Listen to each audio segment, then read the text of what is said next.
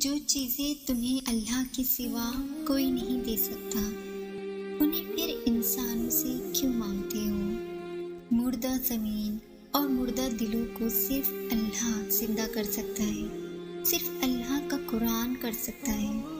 تو بجائے اپنے مردہ دل کا ڈپریشن لینے کے کیوں نہ اللہ سے کہہ دیا جائے کہ آپ مدد کیجیے، مجھ سے تو نہیں ہو رہا، تو کیا وہ نہیں کرے گا تمہاری مدد؟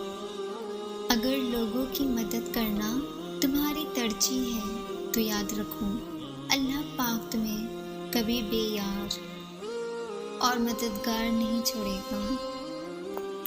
جب کسی کی مدد کرنے کی نیت کرو تو اللہ پاک گنجائش نکال ہی دیتا ہے۔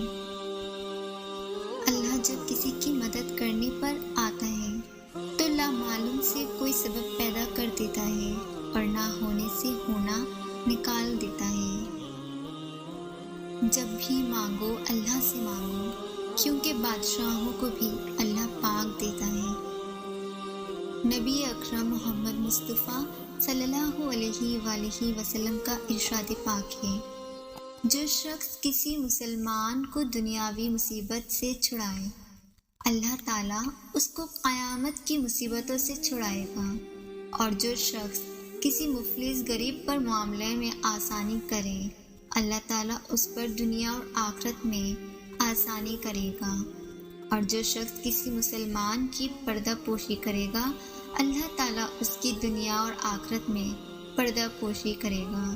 اور جب تک بندہ اپنے مسلمان بھائی کی مدد میں لگا رہتا ہے تو اللہ تعالیٰ اس کی مدد میں لگا رہتا ہے۔